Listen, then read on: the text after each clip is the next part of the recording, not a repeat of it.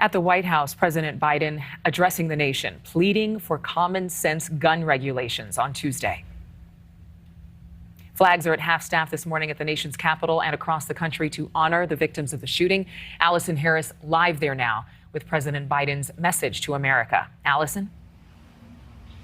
Adrienne, why are we willing to live with this carnage? That is the question the president posed to Americans in remarks from the Roosevelt Room last night. President Biden, weary from his travel to the White House following his trip to South Korea and Japan, told the country that as he learned of the shooting aboard Air Force One flying overseas, it struck him that this doesn't happen anywhere else in the world, that this level of gun violence and the frequency of these mass shootings at churches, at schools, and grocery stores, as we saw in Buffalo 11 days ago, is unique to the United States. The president making this call to action.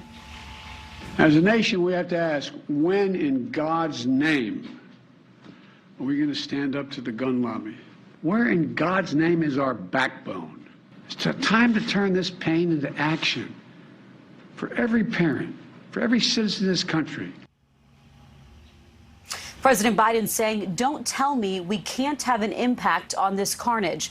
The president also speaking from his personal experience losing a child, asking the country to pray for these parents and the children's siblings. To lose a child is like having a piece of your soul ripped away. There's a hollowness in your chest. You feel like you're being sucked into it. It's never quite the same. President Biden called for common sense gun laws, as you mentioned, Adrienne. It's something that he and his party in control in Congress have not been able to get done. And really, all lawmakers have not been able to get done, Republican and Democrat. But how are they reacting now on Capitol Hill? Yeah, so the most compelling message that we have heard so far came from Connecticut Senator Chris Murphy, who was at Sandy Hook 10 years ago. He has worked with those parents over the past decade to try to enact gun laws. And in fact, Senator Chris Murphy was negotiating with Republican Senator John Cornyn last year on background checks legislation, which ultimately hit an impasse. But listen to Murphy's emotion on the Senate floor last night. Days after a shooter walked into a grocery store to gun down African-American patrons, we have another Sandy Hook on our hands. Our kids are living in fear every single time they set foot in a classroom because they think they're going to be next. What are we doing? Why do you spend all this time running for the United States Senate?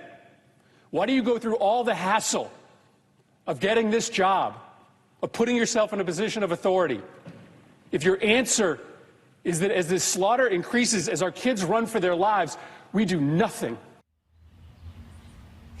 Adrienne, we're also hearing from Republican Texas Senator Ted Cruz. Overnight, he has criticized his fellow politicians for politicizing this shooting, arguing to not restrict gun rights for law-abiding citizens. Ted Cruz saying instead the United States should devote more law enforcement resources to stopping these mass shootings from happening. Now, Cruz is scheduled to speak at the National Rifle Association's annual meeting that is this Friday in Houston. That is less than 300 miles from where this shooting happened. He's scheduled to speak along with Texas Governor Greg Abbott, as well as former President Donald Trump. Adrienne? All right. Our thanks to you, Allison. Thank you so much for watching. Make sure to click on the red subscribe button below so you can get more of NewsNation's fact-driven, unbiased coverage.